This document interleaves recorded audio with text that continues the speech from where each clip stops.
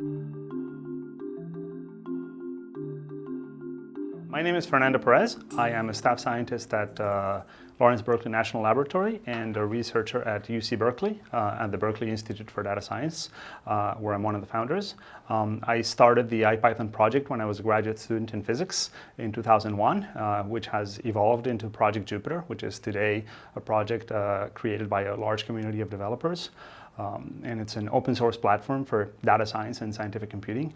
We started interacting with the SAGE community, I think, around 2005 when I was a postdoc in applied mathematics at CU Boulder.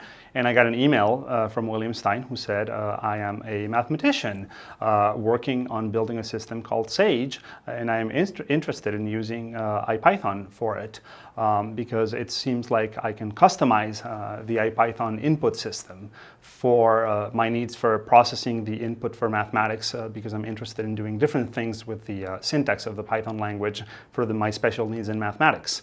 And that seemed like a great potential for collaboration because from the very beginning in the design of IPython, I had put hooks into it specifically for that kind of customization, precisely because I thought it would be valuable to allow people to do exactly that kind of thing. So I was quite excited to collaborate with William, and he invited me to participate at one of the early events at the University of California in San Diego, where he was hosting one of the early SAGE Days events. And from the very beginning, there's been a relationship between IPython and SAGE. I think IPython continues being the command line environment. A customized version of IPython continues being the command line environment for SAGE.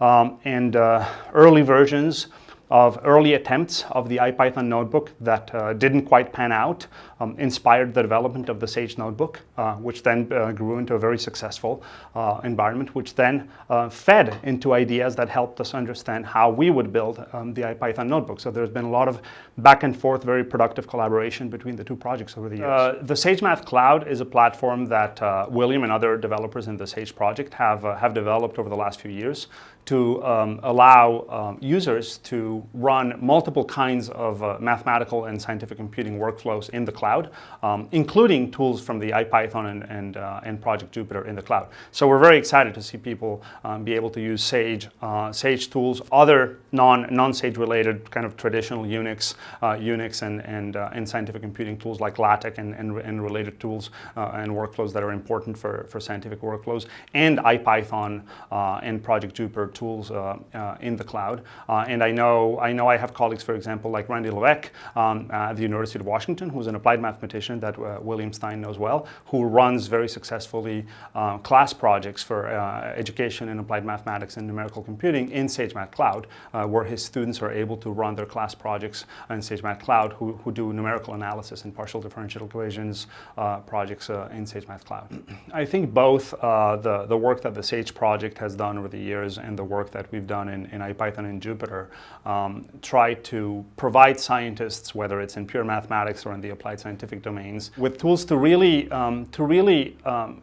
embody an idea that David Donahoe, I think, phrased extremely well already 20 years ago, which is the idea that the way David presented, he said that and I'm paraphrasing here, that a modern computational research result, when we publish it in the scientific literature, that publication, the PDF that we read from the prestigious scientific journal, is not the scholarship. The real scholarship is the software, the code, and the surrounding computational environment necessary to obtain those results. And the publication is merely an advertisement to the scholarship. And unfortunately, our system of rewards and incentives in the scientific culture has focused only in that advertisement, and that is what we reward. But instead, systems like SAGE, like Project Jupiter, and like the surrounding ecosystem of the many open source tools around that actually provide us with the tools to shift our culture of scientific incentives towards rewarding precisely the work of enabling the sharing of the real scholarship, the actual software, the actual tools, the actual end-to-end reproducible, replicable, shareable, end-to-end foundations of the scholarship, so that we can actually, if you do something that I need, I can actually take the entirety of your work, not simply the paper that supposedly describes your work, but that actually would take me probably years to really replicate if I actually needed to do it, but I can actually take your entire end-to-end product, build upon it, maybe find some flaws in it, but actually fix them quickly because I have all of the details of it, and then build from it and give back to you. And give back to the rest of the scientific community. And I think that is now possible. We have the technical tools to do it. With open tools, we have all of the foundations to do that, but we also have to change the culture and the incentive mechanisms around that. And that is something which is not only technical, it also requires a change in the scientific culture. So why open tools? Precisely because we need access to all of the pieces of it. If in the middle of that chain there is a piece that we can't inspect, that we can't access, and it turns out that there was a problem with that step, and it turns out that that's the step where there's an issue, we're stuck, and we can't proceed any further. And that may be okay if that step simply had to do with sending the manuscript to the publisher. So I don't have a problem if an author wants to use a proprietary email software, for example, for submitting their manuscript to the publisher. I don't have an issue with that. But if that algorithm was the key to proving a theorem, if that algorithm was the key to establishing the numerical convergence of the numerical solver, we need to be able to inspect that. We need multiple authors to be able to swap out that component to establish different convergence mechanisms until we're confident as a scientific community that that is a correct result. Just like no one would be able to say, I have proven a theorem, but I am not going to show you how I proved it. I mean, the mathematical community has one of its most historically famous results in Fermat's last theorem, where Fermat, hundreds of years ago, basically wrote in the margins of a book, I have a very interesting result, but the proof doesn't quite fit here. The mathematical community went on a centuries-long chase of that result, but my understanding, I'm not a number theorist, but my understanding is that everyone probably agrees that he probably didn't quite have the proof. Now, the chase of that result turned out to be a fascinating intellectual effort in actually obtaining new mathematics to lead us to that result. But the point is, mathematicians didn't feel comfortable simply taking him at his word. We had to actually open that up. We didn't simply accept that, and we shouldn't be accepting that with closed boxes in any other area of science.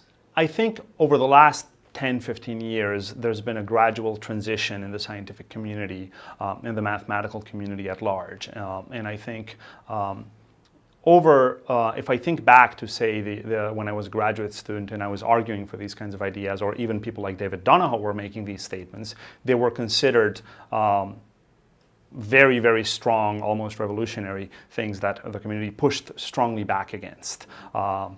And that is fortunately changing significantly. And we see today, fortunately, a much bigger, at least an acceptance of principle. I think we're still seeing a difficulty in adopting these practices deeply, because the change of culture that this requires is still difficult, and adopting this deeply into our everyday practices will still take time. But at the very least, I think that these ideas of openness, of reproducibility, of sharing are at least the debate of whether this should be done has moved forward very significantly. Our funding agencies, for example, have now in the last few years begun requiring open data sharing plans. They've begun requiring that you explicitly include how you will distribute your outcomes. They have begun accepting that, for example, software development can be considered part of your scientific outcomes.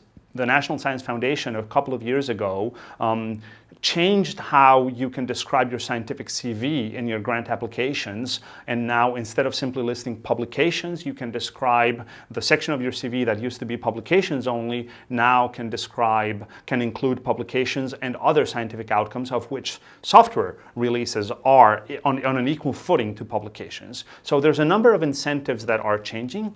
The scientific publishers are beginning to have a discussion about reproducibility and data sharing in the publication pipeline. So I think we're beginning to see a shift at that level. I think where we're still a few years behind on this discussion is where the rubber meets the road, which is in things like hiring committees, tenure committees at very prestigious institutions, when we actually have a tenure committee looking at multiple candidates, and one of them has more covers of Nature and Science or physical review letters or the equivalent very high prestige mathematics journals, and another one may have less, but they may have a few more high impact, say, software releases, but that impact is more diffuse because those projects are just widely used in a community, but they have less publications. Is that candidate really going to be more considered than the candidate that has the cover of Science or Nature? I think that is still debatable, right? Because these kinds of impacts are more difficult to measure in these small buckets that we've traditionally counted, and so that part of the cultural transition, I think, is still is yet to be seen. These tools are also gaining a lot of adoption in industry. And there's an interesting shift in the relationship between academia and industry that is also happening. And I think this is a story that is unfolding, and we don't quite understand exactly where it's going to go. Because I think the relationship between academic research and industry right now around all of these tools is changing very, very rapidly in ways that are fascinating. But it's a story that we're writing sort of as we speak. In many ways, it's very interesting because it opens up a lot of opportunity. For example, for many of our projects, I can speak directly to the fact that Project Jupiter benefits enormously from industry collaboration and participation. We have received direct contributions, and we have benefited from the generosity of companies like Microsoft, like Google, like Continuum Analytics, who have directly funded the project. Bloomberg has contributed source code and engineering effort, and many other companies. IBM has contributed code. Multiple companies have put direct engineering effort into our project, and that is fantastic. But at the same time, we don't know what the long-term sustainable path for that is. Because it's also true that right now we see growing concern in the open source community about the fact that, for example, let's say the Python ecosystem at large is a huge ecosystem, but many of the open source Python projects have effectively no support whatsoever. And we've seen in the last few months prominent members of the Python community basically saying, I'm throwing the towel, I'm not supporting my project anymore, I can't do this anymore, I'm effectively working for free here, and this is not sustainable. And so it's not completely clear how this is going to work out. There's an enormous amount of interest and value being drawn from industry. We have examples, and as I said, in Project Jupiter, we've had a fantastic and very productive and valuable relationship with industry, and we're very grateful for that. But it's not completely clear what the long-term models and the sustainable long-term models are going to look like. Here at Berkeley, we have the example of the Spark ecosystem that was grown out of an academic research lab called the AMP Lab. That is an example of vastly well-funded and highly successful industry creation project that has spawned multiple startups that have extremely high valuations in industry. That may be one path to follow. But for example, how broader projects like Python itself, like the core languages, or small libraries that are widely used, but that do not sort of focus on a very specific industry target, are going to be healthily maintained for the long haul. That is a question for which we don't have answers yet, and I think it's something that we will have to continue exploring and figuring out over the next few years. I think industry cares deeply about these questions. I recently attended a fascinating conference in San Francisco from the industry side, where there are extremely thoughtful and well-informed folks in the venture capital space who are thinking very carefully about these questions. And I was surprised at the quality of the thinking that is going into this problem, where they're actually asking very carefully questions about sort of what the second wave of open companies is going to look like. And by second wave, I mean what is going to come sort of after Red Hat, in a sense, where by first wave I mean companies like Red Hat and others of that area that have been very successful and that establish kind of a model, but everyone sort of accepts that basic model of a Linux distribution with a basic service model worked well for a few companies, but probably isn't going to be the model that is replicable for many other open source projects, and what is it going to look like to create many other successful and sustainable business models that maintain a healthy ecosystem for their open projects. And I was very impressed actually by the quality of the discourse and by how thoughtful people were and by how much they understood that for the companies to be profitable and to have a long-term path to success, they could not treat the open source projects that they were invested in simply as a goose, the goose that laid the golden eggs. That if they killed that, that would be the death of the project, of the company itself. But at the same time, everyone in the room recognized that they didn't quite have the answers, and that this was a problem that was unfolding, and there were people from large companies like Cloudera, and from medium-sized companies, and from the investment community, and from open source projects, and from even larger companies like Google were in the room, and everyone was sort of brainstorming and thinking and analyzing various stages, from early stage open source community projects to larger stage companies that have large investments and established markets, and it was sort of basically sort of almost a brainstorming conference where everyone was trying to say something is happening here and we need to begin putting serious thinking into it to establish what this is going to look like, because where we are isn't quite sustainable and something needs to be done so that we establish healthier models for everyone. They're looking at it from the investment side, but they recognize that they need to do it also so that the open source ecosystems are better sustained. I'm also a government scientist. I work at the Department of Energy as a research scientist at Lawrence Berkeley National Laboratory, and the Department of Energy actually and the National Laboratory System has a fairly long history of being involved with open source and releasing a lot of their software as open source projects. What's actually fairly interesting there is that the Department of Energy is one of the government agencies that has a longer history of investing in software development. They have invested in projects like LAPAC and Trilinos and PETSI because the Department of Energy maintains the supercomputing facilities. And so they are an agency that actually has a longer track record of investing in computing as a thing, right? What I think we're beginning to see, and this is very, very interesting, is that they're beginning to really see the investment in the open source community process as a new thing. And this is a change that has been happening in the last few years. Traditionally, the investment in these computational tools was more focused in building tools and libraries that were coupled to the supercomputing facilities.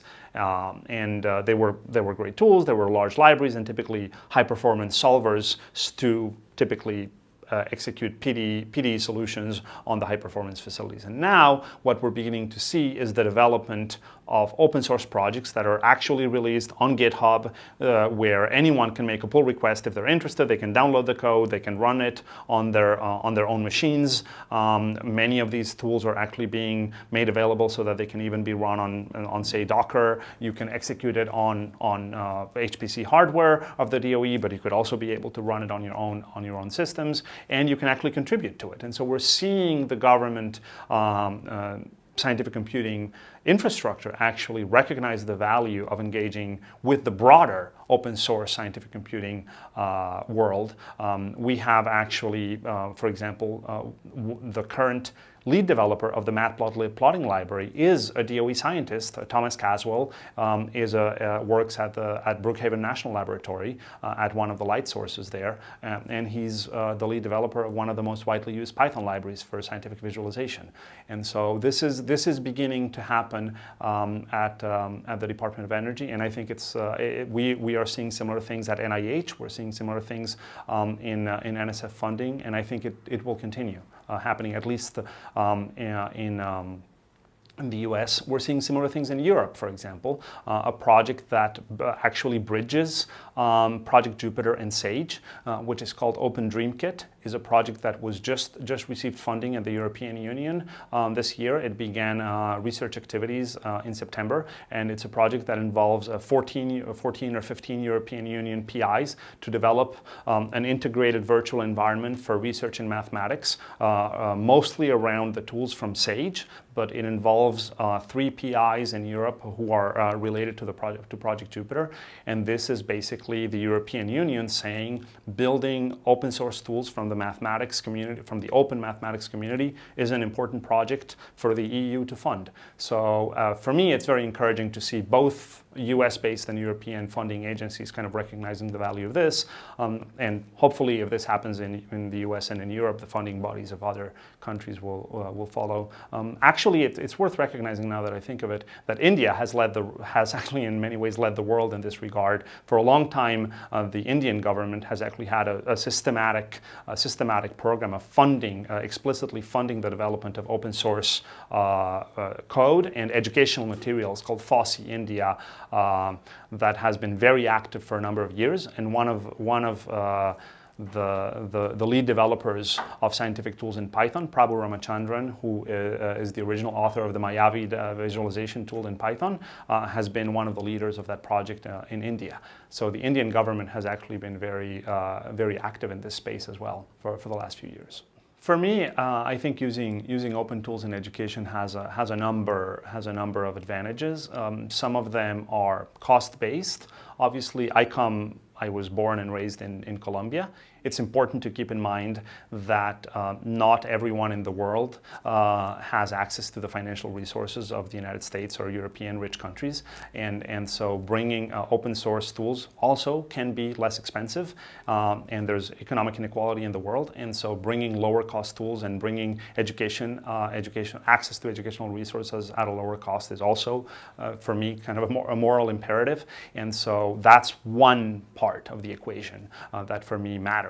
Which is the idea that if I'm building either research work or educational work that I want to share with my colleagues, then that they can access it without having to pay for a proprietary license. If they're my colleagues in Colombia and my friends back from my physics department in Colombia, they can do so without the financial burden of a license. So that's one aspect of it. But then the other aspect is the one that we were discussing about research, which is sort of the ethical notion, but ethical in the sense of research ethics, that they should not be, as a scientist, I think it's sort of ethically absurd that if I am a scientist, at some point in the research process, I should hit a legal wall where I say, I am thinking about a research problem, but here I have hit something that legally says, you cannot cross this. Nature doesn't tell me that. If I am investigating a natural process and I am dissecting a part of nature, I am dissecting a physical process, I am trying to understand how a quantum mechanical process works, or I am a mathematician trying to prove a theorem, or I am a biologist looking at through a microscope at a cell, or trying to sequence the DNA of a microbe, right? Microbes do not pop up legal disclaimers saying you cannot sequence this DNA, right? And that should not be part of the scientific process, and that should not be students should not have that as part of their education. We should be teaching students that in their learning environment, they should be encouraged to study their own environment, right? Part of education should be curious about your world, study your world, look around and take things apart and look inside, right? Pop the hood open and look inside. The one virtue that we should be encouraging in our students is curiosity and collaboration. And legal barriers are explicitly designed to hinder curiosity. And so that's the other reason why I am so adamant about open tools in education. I have never been a very active participant in the SAGE community because I am not myself a mathematician. I have been sort of an applied mathematician in the past, and the SAGE community has mostly been one of pure mathematicians. But what I have seen is a very active and very sort of tightly knit community of extremely collaborative participation in the SAGE community, led originally by William, who had an extremely sort of charismatic and very energetic role in that community from the beginning, where he sort of I would say sort of an amazing display of energy brought together many tools that were disparate and brought them under a unified technical framework so that people could begin getting work done that was very difficult to do when these tools were disparate, but then also put together that not only under a technical framework, but put together the pieces so that the people around those tools could work together and created sort of the culture for those people to work together, the mailing list, the discourse necessary for that collaboration to happen. The habits of things like Sage Days, these regular meetings where people would engage with each other, would get to know each other, would build the practices of talking to each other. Things like the practice of reviewing each other's code, practices that were natural in the scientific community. These are just things like peer review, the peer review of academic papers, but bringing that to the everyday review of code, infusing notions like doc testing and the review of code and tests into the flow of software itself. All of that has made for a very healthy and very dynamic software development community in a world that traditionally was the world of pure mathematicians by and large, because Sage was born, even though obviously today the Sage toolchain can be used for a very broad variety of use cases, from pure mathematics to physics to applied mathematics to numerical computing, but originally that was a community mostly born out of pure mathematicians, and I think it brought many very healthy practices of both software development, of open source community into this very dynamic community of mathematicians.